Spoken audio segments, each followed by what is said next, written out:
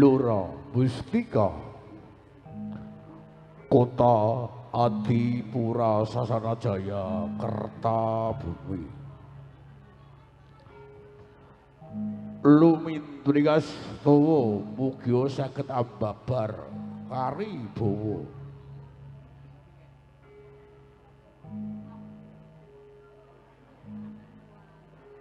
Mugya pikantuk nugraning Gusti saketa kasajiwa lan kasalira. Amit amit pasang kalimat abid. Ilo tinebena sengkala cinaketa ing tuang tulak sare atur pambagya wilujeng nuwun para lenggah lan para tamu ingkang dahat kinurmatan. Sugeng dalu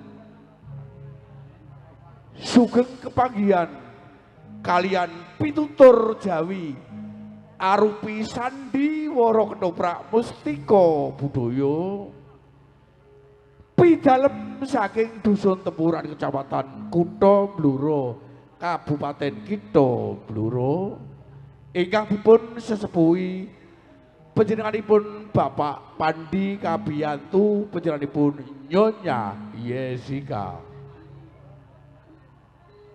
Nuwun para sutresna. Sampun panjenengan sami kasugata arupi tari gambyong paraga seniwati kita saking keluarga ageng Ketoprak Mustika Budaya. Lajeng binarung melih gamelan Kyai Macan Gunggolan Pangli ing Surawati. Panjenenganipun Ibu Satun para pangrawit ingkang dipun gulumentah panjenenganipun Adimas Santowi Dodo. Nuwun para sutresna. Ing dalu punika saking keluarga ageng Ketoprak Mustika Bumi Sagotrah sing adibadhe beber cariyos jumbuh kali pamundutanipun Bapak ingkang Amangkugati sing adibadhe mundhut lampahan sejarahing Keraton Majapahit ingkang mawi sesirah Minak Jingga Lena seri perangan Damar Wulan Jumeneng Ratu. Sejarahing Keraton Majapahit ingkang mawi sesirah Minak Jingga Lena seri perangan Damar Wulan Jumeneng Ratu. Nuwun para sutresna badhe ngaturaken paraga paraga badhe angayahi jejiban ing dalu punika atekan angka swidah nggambaraken wonten ing Kabupaten Blambangan. Sang Prabu Minak Jingga Wuru Bisma badhe katindakan panjenenganipun Bapak Siyata. Angkat buta badhe katindakan panjenenganipun Raka Mas Sukarsan. Ki Lurah Dayun badhe kasta panjenenganipun Adimas Supena. Waita ing dalu punika badhe katindakan panjenenganipun Niken Ayu Sundari.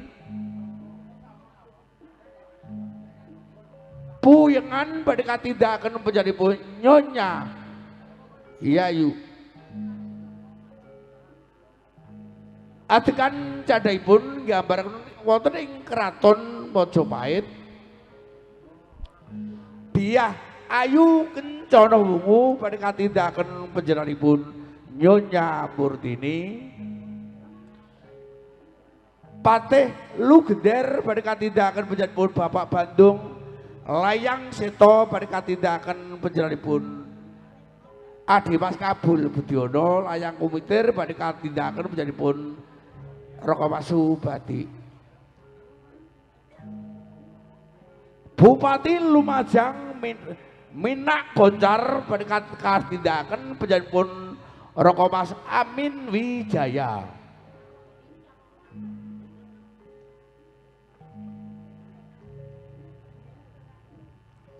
Dewi Anjas moro badhe katindakan panjenenganipun Ramiatun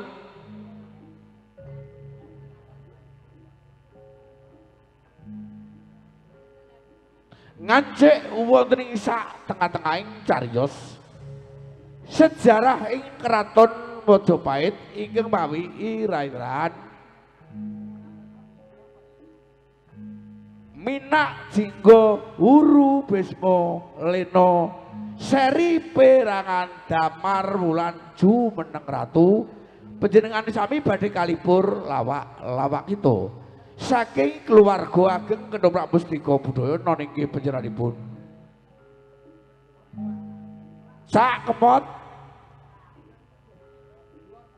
Cak Modot badhe keramekaken ban kita Tomblok adegan candhaipun nggambaraken wonten ing Palu apa Damar Wulan minangka dados teleng-telenging cariyos ing dalu punika badhe katindakaken panjenenganipun Raka Mas Jamin nuwun para santiyaning para lenggah lan para pamirsa kakung Sumawana Putri dos pundi mangke babaring cariyos ing dalu punika mbok menawi wonten kleta-kletu tandang tanduk saha wicara ingkang boten meranani penggalih panjenengan sami kula ingkang badhe nyuwunaken agunging samudra pangaksami sekali pendika tetep pendika sekali jaya mustika budaya mugi tetep anjayeng bawana nuwun nuwun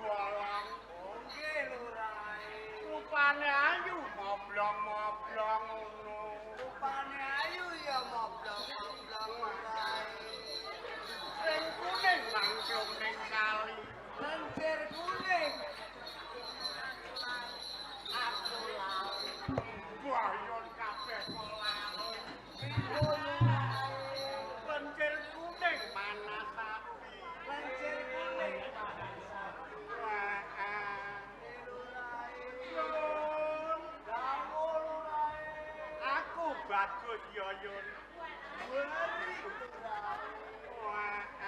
Bojoku ayu ya Yun. Sing pundi lurah kuwi? Kula ake iso nyengake. Ayo aku ladeni ya Dik.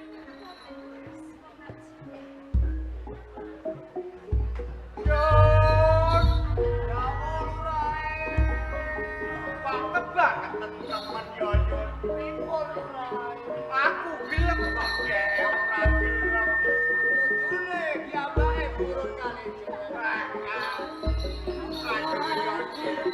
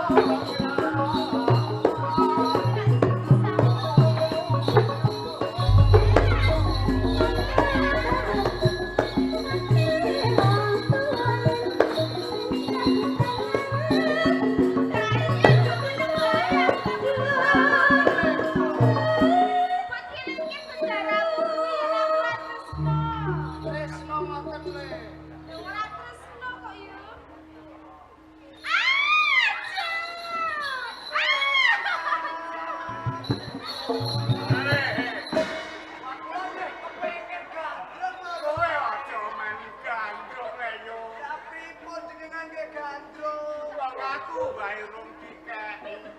Jenengan dereng diparingi. Wis padha guyu yo.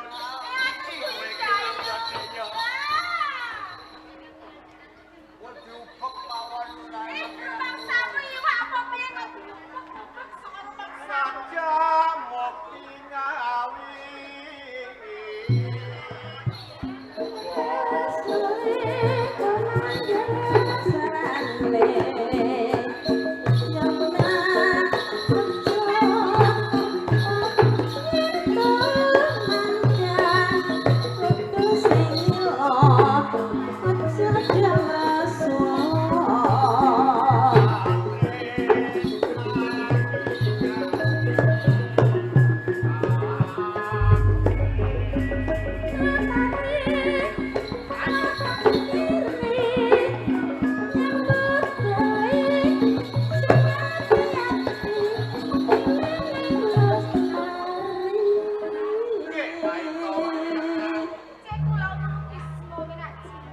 Bola-bali aku wis jauh. Sing ana tambuh ana, sing ora ana takono. Kowe nyuwun apa sih? Kowe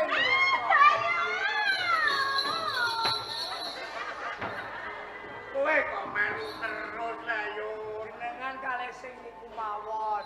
Dayune niki nggih. Kawon wae. Kendat yo aku yo.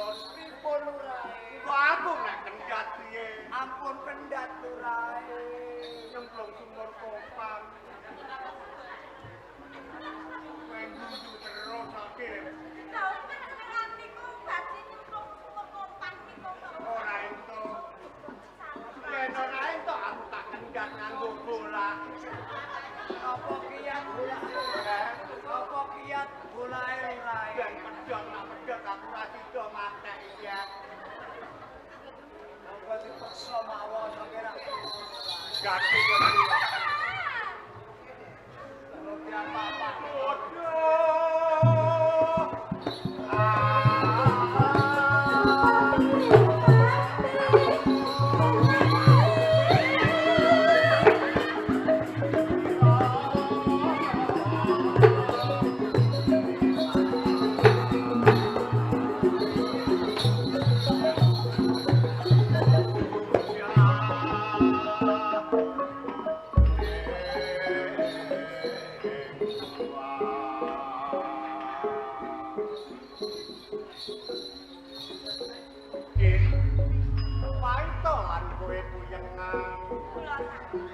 Pelasa karo kula kakang Yodhe.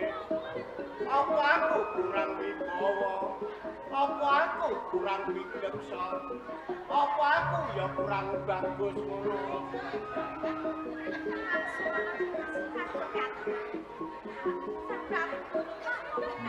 Wah, iki.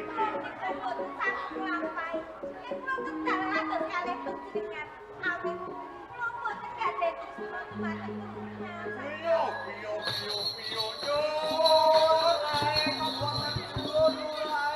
Aku kok ditampil lah yo. Panjenengan dipun tampil urae.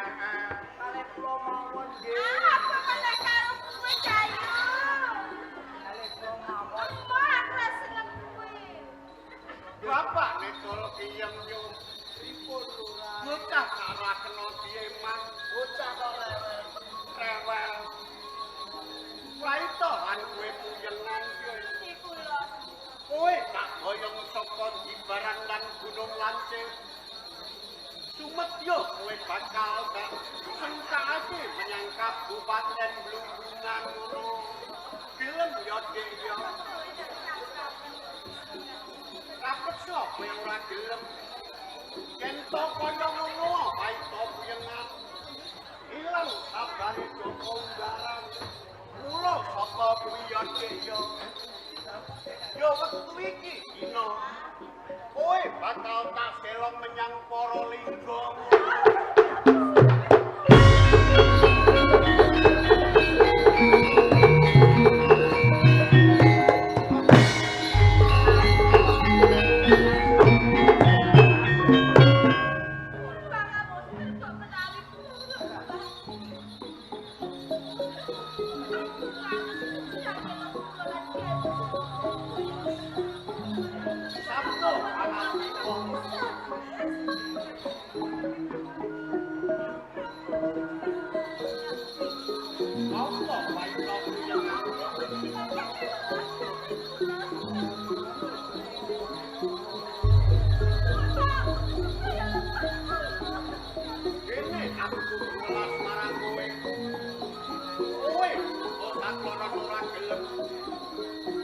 tugas marang Joko Unggara.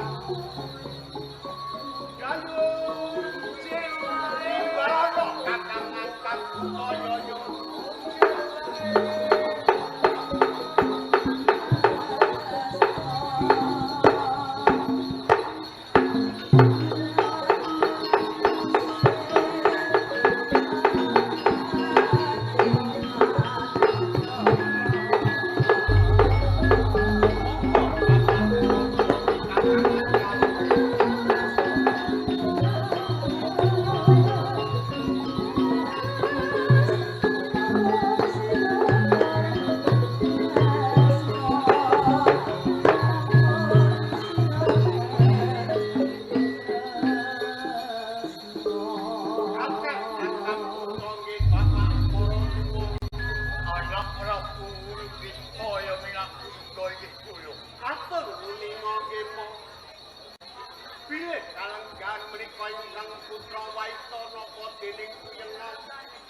Boten kersa lelaki dateng kula ngaten.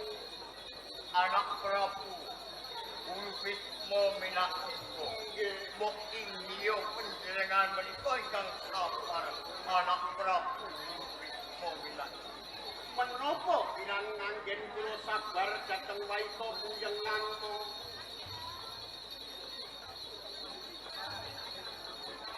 Ini waita dalam puyengan. Apa lah kekurangannya? Lelaki kalau anak Prabu Ulfisma. Ono-ono kekurangannya.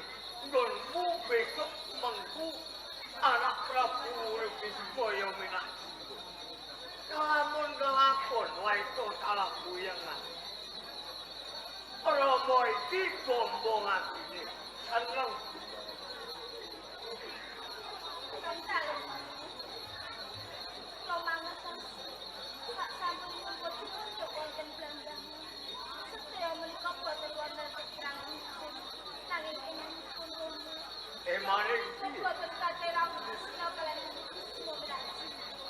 Waito dalam kuyengan. Krisna iki ana sesambungan sing Krisna dalanan kanggo kulino. Nek mengko mbok kulinake. Waito dalam kuyengan cedhak karo anak Prabu Ulfisma minak singgo. Rak bakal nuhati Rama iki. Ing kabupaten Blambangan iki wis rumangsani mulya Bagyo mulya gone wis ing kabupaten Blambangan. Sampun Rama Maratuwa nggih kakangan kap. Nggih kula. Lah kene waita puyengan boten kersa lelaki dateng umbaran. Mila saking menika nggih Bapak Maratuwa. Nggih kula. Kula nyuwun kanthi sanget waita puyengan dika rebetaken wonten ing paseonan para Ninggara.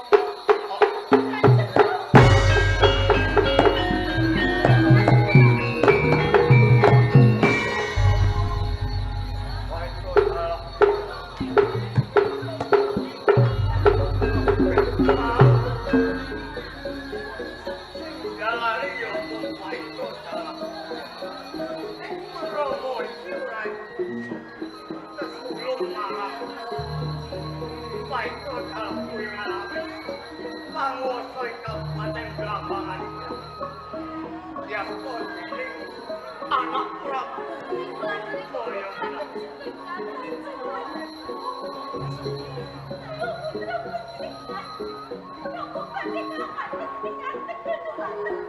yo biyak lagi bolan menolong amarga sing wangkal sing wangkot yo mung siramu waito salah itu boli kawe penromo salah anak Prabu Ulfisma lakon bakal mbok sandal waito salah kuyengan aki kalau lagi ini sangat jauh ayo waito salah kuyengan ayo ayo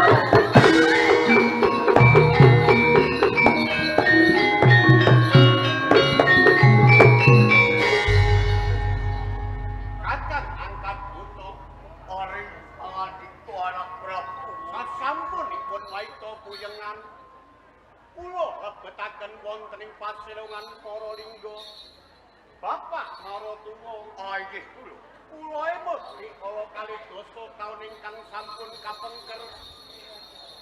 Sayem para wonten ing Majapahit. Sang Prabu Ramatunjung ngawontenaken diri sayembara marang sapa kang cilik bisa ngendarat gedhe mateni kebo markrewet kula badhe dipun ganjar sepisan bumi sigar semangka dene kaping kalih kula badhe dipun dhawuhaken kalih Soba Siti Pecotot Wungu. Inggih kula tasih emutan perkawis alam sayembarane Brawijaya Brahmatujuk ing kraton Majapahit anak Prabu. Mila saking menika nggih Rama Bapak inggih. Iko watu suwatu negari Majapahit. Nggih janji wonten kersanipun sang Ratu Petani.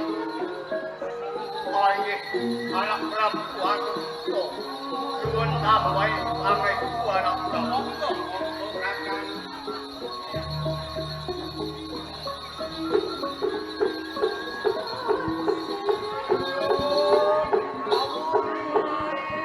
Ayo derehake aku mancing. Kadhapon yo. Monggo kula derehake.